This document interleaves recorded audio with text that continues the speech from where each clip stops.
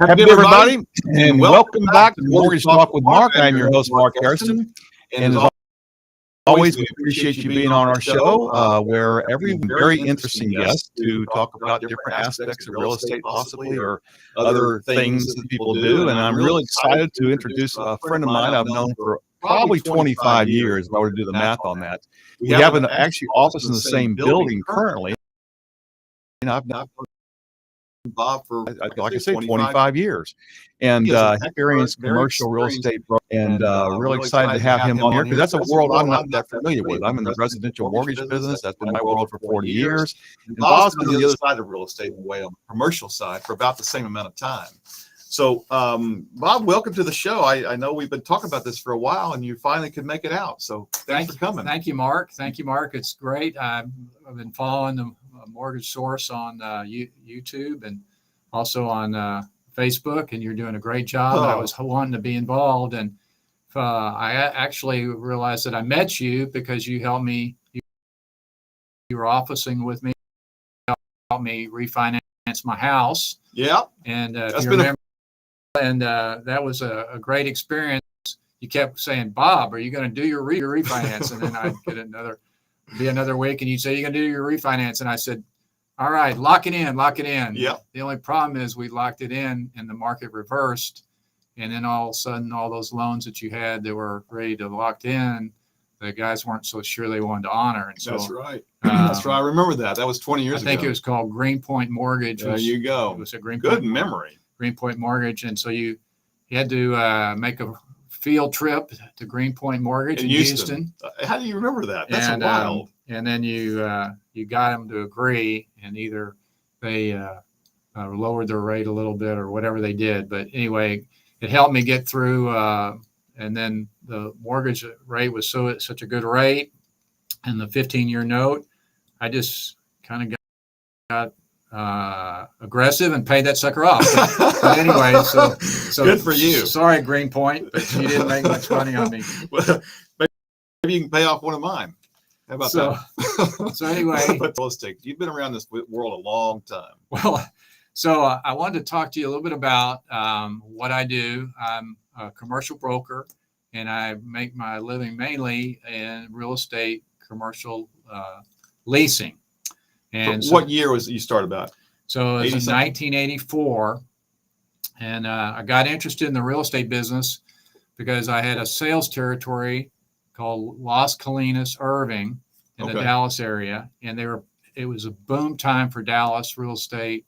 They were building all these incredible office buildings in Las Colinas, and so when people finish out space and they move into buildings, they buy office equipment.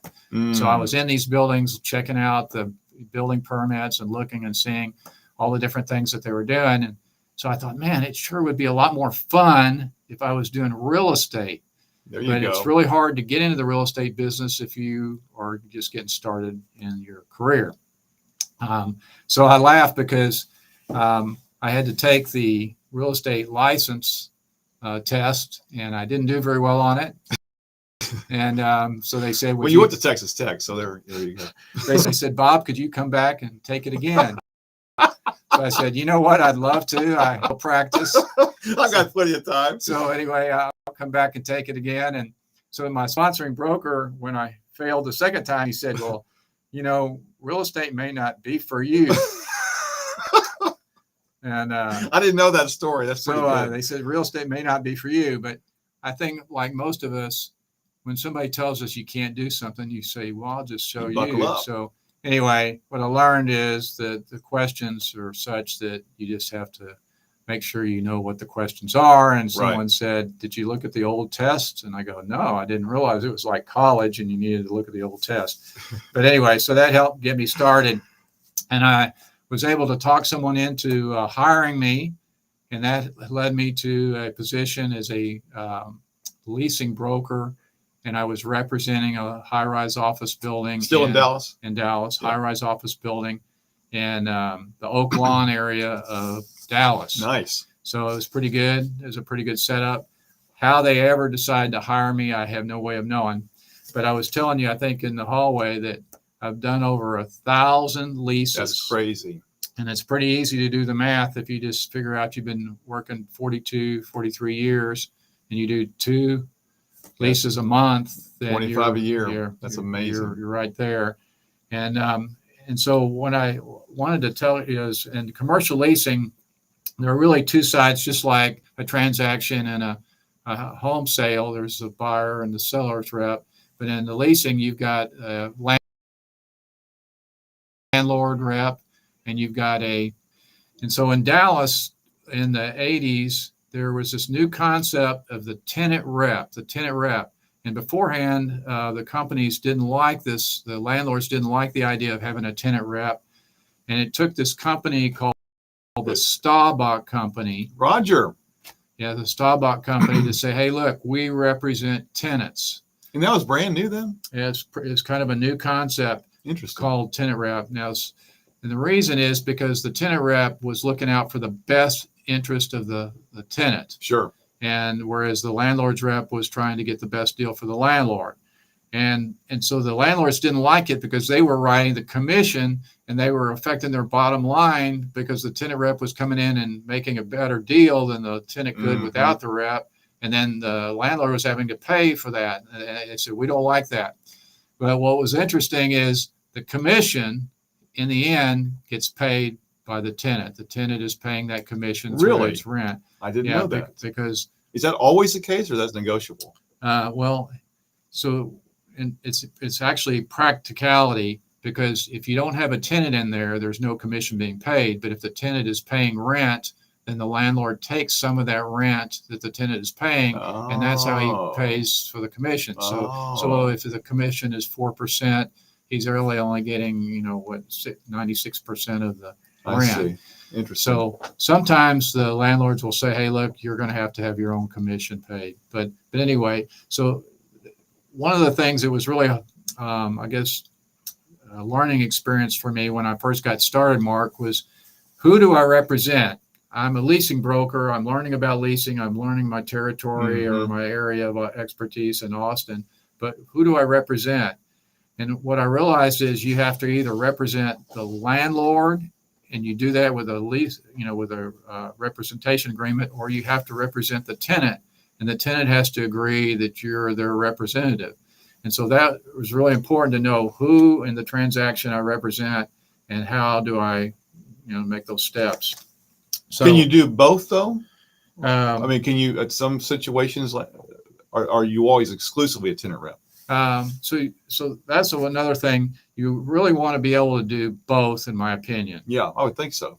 You want to be able to represent some buildings and as a tenant, not a tenant, but a building representative, and you have to want to do some as a tenant rep. Okay. And you have someone that you cannot place in a building that you have the listing on, and you want to help them anyway.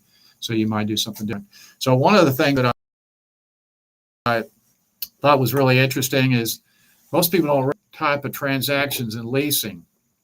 And there's one transaction is that you can do a very simple, transaction where you come in and you say, hey, I want to lease this space and I'm going to, pay your rent and sign a lease. And you go, okay, great. So that's the typical leasing. I want that space. Like I have at our building. Right. That's correct. Correct. But then sometimes there are other transactions, and I wanted to share one particular building that I'm associated with downtown is a bank building. Okay. And so in my career on the leasing this bank building, I actually had the listing on the bank building, and I signed a lease on it, and the tenant was happy and everything was going fine. But banks change around all the time. And so this bank got bought by another bank, and they said, well, we want to try to sublet the bank. So this is the second type of the lease transaction, is a sublet. Okay. Well, they wanted to hire their own brokerage company to do that. Well, their own brokerage company didn't do a good job. So they came to us and they said, well, what can we do to get out of the lease? And so that became a new type of transaction in the leasing field, and that has to do with a lease buyout.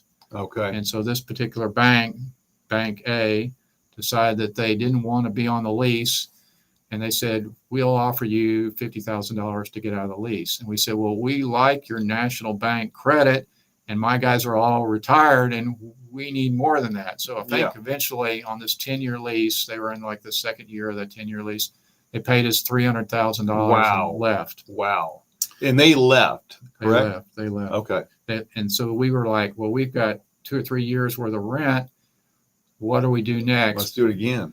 So we found another bank, and that bank did not pay us quite as much as Bank A, but they were getting ready to build a building. So this became the next lease type, and that has to do with a lease where they were going to sublet their space. But we realized that maybe that might not be the best for us. Mm-hmm. And so it was interesting when I was trying to see if I could get a longer term lease on this bank. We went into a situation where we decided to see if that bank, the subtenant that the bank had found, would sign a longer term lease. And this bank said, no, we're a small regional bank. We can't afford to pay any more money. And they said, but you have to lease the space, approve that sublease, don't you? You have to do it. And I said, well, I don't know what their lease says. But when I walked away, I realized, well, you can actually recapture a lease for the landlord. And so that was the second situation. The same property, now that I did a lease buyout on, now I'm doing a new lease, and then I'm going to recapture that space. And the only reason I would want to recapture that space is that I had another bank that was willing to pay more money. Wow. And this particular bank would not only pay more money, but they would also pay the commission up front for getting that position. That's amazing. So that was an interesting. How much time was that? 2 or 3 years, or are you talking about? That's a long term. Let's see here. That's probably over 5 or 6 years. So that's interesting. So you get that lease recapture, and and I asked you before the show. We were talking about where you started, and you said industrial products or industrial properties. And it seems like the commercial space is so, in my opinion, complicated because there's so many different types of properties. There's commercial properties, there's retail properties, there's industrial properties. Do you try to focus on one thing? So in Dallas, I worked on office properties. And so when I moved here, I was doing more of a office warehouse. And then when I actually had won some government contracts to lease, and so I moved back into doing office. So I became what I would call a leasing specialist. That's really what I did. It is all different completely in the hotel leasing. Awesome. So that was kind of interesting. So the thing that's interesting on the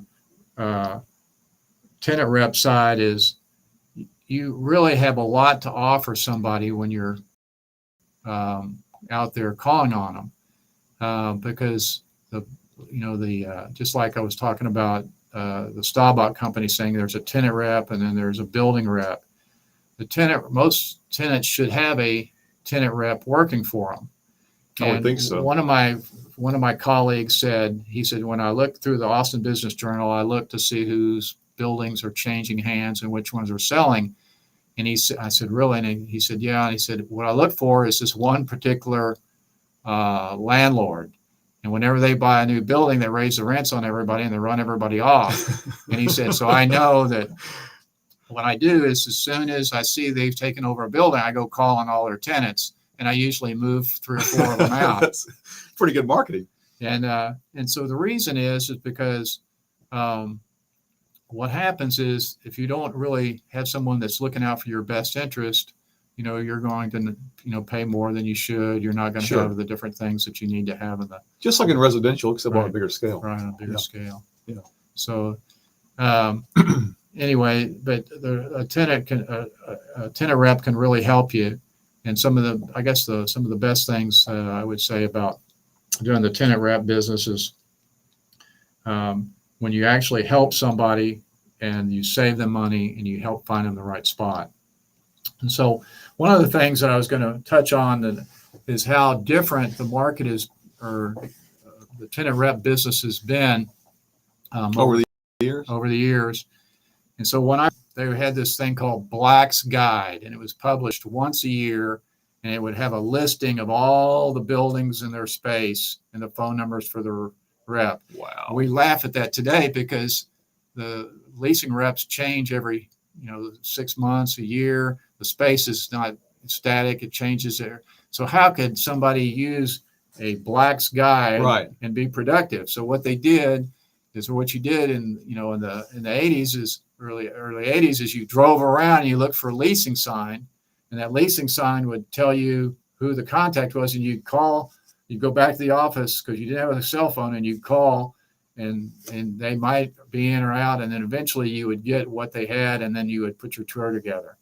But there's been so many different things that have changed in our world, and I guess the technology has allowed us to become much better at providing information. Much more efficient. Much more efficient. Yeah, that's awesome. And so I was looking back at here in Austin, we had a very forward-thinking broker named Elliot Flick. And in 1987, August of 1987, he created the first directory similar to Black's Guide to keep all that information. And I think together and have some ads and actually make money on it. I don't know how he did it, but eventually he was able to sell his database to commercial MLS, CoStar. Okay. But he was a pioneer here in Austin to help provide information. Did you know him? Yeah, he was a great guy. Yeah.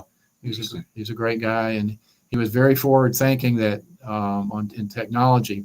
And so that was one of the things that's really, really helped us. And then in the old days, when you actually found a space and you agreed on the terms, then you had to go to your lease contract.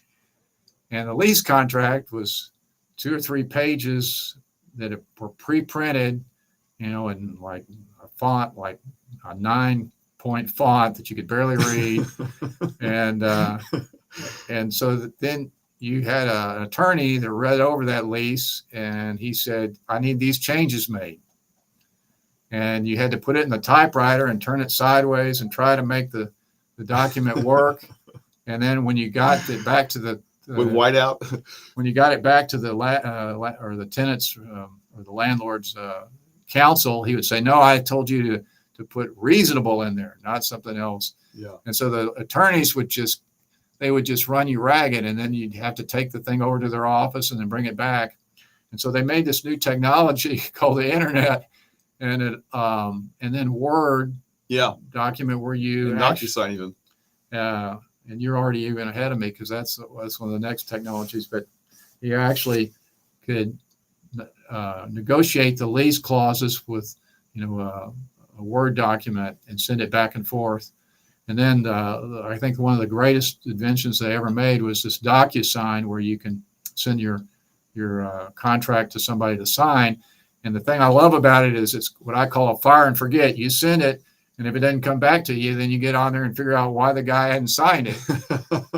and then you have this copy of it. So those technologies have really made it a lot easier, a lot quicker on the technology. Let's talk a minute about the market itself, because I was in a little seminar about a year ago, and this guy from Endeavor was talking, and he was talking about retail. And he said at the time, now it may have changed from last year, he said retail is about 97% occupied. Right. And I was shocked. I just couldn't believe that high of number. Right. Is things that strong still? Or they ebb and flow like anything else economically, Well, there was a guy here in Austin named Steve Peer, who worked for Davis and Associates, and he was a professor at UT, and he was a principal at Davis Associates, and he had written this incredible book about cycles, real estate cycles, and very rarely are all 4 property different types in the same cycle. And so right now in our retail, it's very, very strong, but we know that office is, especially downtown, is not doing well. Mm-hmm. Is it just because it's overbuilt? Not so much because it's overbuilt, but COVID changed everything in the office market. Yeah. How people work. And So a lot of people said, "Hey, look, we don't really like driving downtown anymore." And these big companies like Google and Meta and some of the other, I guess, high technology companies, they leased huge blocks of space in these new buildings, and they're They paying. never showed up. They're paying the rent on it, but they don't have it occupied. Wow. And so that is changing the whole office market. How many feet are you talking about? Hundreds of thousands. Hundreds of thousands of square feet just sitting. Yeah, it really is amazing. And there, so eventually that space will lease. But one of the things that these companies, the big companies that lease the big blocks of space, is they sign long-term leases. And so our submarket is really, trying to, I guess, absorb that amount of space. So it's pretty incredible to see how much space is available. And would somebody like a Google negotiate a cheaper deal if somebody wanted to sublet it? Sure. Yeah. And that's why the subletting is such an important aspect of any lease contract. Is it allows you to buy out the lease, it allows you to sublet. But right now, people aren't buying out many leases because they don't have anybody that's going to go in it. Right. It only is advantageous if you buy out the lease with Bank of America or whoever the bank was, and then have somebody that you backfill. Yeah. Then of course there's classes of real estate too, like right. How do you describe that? So like downtown, Google buildings could be A. Right. I assume. So usually an A building is one that has high amenities, new design, security. Yeah. Possibly. So usually they'll have health clubs and all different kind of amenities that people desire. But it has to do with the age of the building and the amenities. And then, B buildings are going to fall in B, C, and D. So people didn't like having A, B, C, and D. So now they do it stars, either it's 5 stars. Okay. Well, you're a 5-star. I can tell you that much. So let's talk briefly. Let's say I've got a small business owner comes to you and say, "Hey, Bob, I'm starting this business and I don't know how many square feet. Maybe they need 10,000 feet. Is that a reasonable lease?" Well, 10,000 square feet is a lot of space because the average office lease is probably around 2,500 square feet. Okay. And so you start realizing, gosh, if there's average lease is only 2,500 square feet, there's a lot of 1,000 square foot leases and 500 square feet. But anyway. What kind of counsel would you give somebody? What they should be looking for? So one of the things, whenever I find out somebody is looking for space, I want to ask them a lot of questions about their business, what they need, where they need to be located, what their budget is, rental budget is. And a lot of times they'll say, "Well, I think I need 5,000 square feet, but my rental budget's only $2,000. Ain't going to work. Isn't going to work." Math doesn't work. Same thing with, the mortgage business. Right. You have to. They want to buy a $500,000 house, they afford $300,000. Right. And so helping them understand that is, I think, one of the aspects of, just really listening and then trying to help them find the right spot. So one of the things that's one of the mistakes I think people sometimes make is they don't think about what their long-term goals are on the space. How long is it going to be able to fit their needs? Sure. So people lease real estate, they want to be flexible. Otherwise, if you bought, a space, so companies that are growing fast or getting started, or they usually want to lease so they have the most flexibility. Whereas if you're an attorney, if you're a couple of attorneys and you're just looking for a space that you're going to be in there for 20 years, then you probably need to find an office condo to buy. Okay. So a lot of it has to do with what you're doing on that.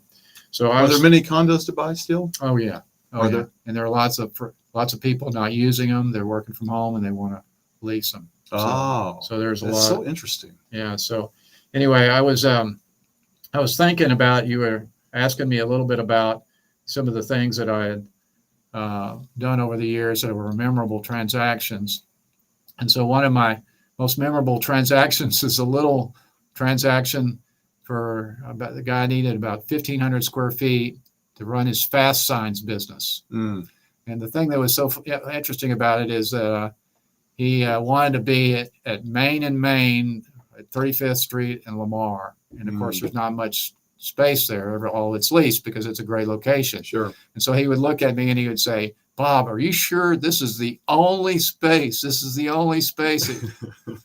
And so I wanted to do a good job. And so I go, I wasn't sure that it was the only space, but it was the only one that was coming up on the surveys.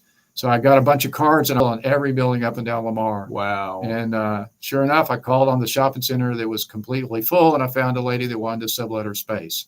So not only did I do that, so I got him in that space, but then while I was out there, I met another guy that said he needed a sublet or a new tenant for his building. And so after I helped him, then he bought another building and he needed me to help him on that building. So just being out there calling on somebody. Yeah. And so I think that press in the flesh, as they say. I think that was the aspect that I learned in the leasing business is you have to be thinking all the time outside the way normal people think, and you got to be willing to work harder than anyone else. There you go. Well, you've done very well over the years. I've, like I said, I've known you for a long time. You've been doing this 40 years, but we got just a minute. We got 30 seconds left. Tell us how we can get a hold of you. We needed to give you a call or interested in talking to you some more. So because leasing is the building block of all real estate, when I went to name my website, I just said my website is called WeLeaseAustin.com. So if you want to lease Austin real estate, you just go to WeLeaseAustin.com, and that's how you get a hold of me. Otherwise, I'm the Robert R. Hemphill Company, and I love doing leasing. I look forward to it. We'll wrap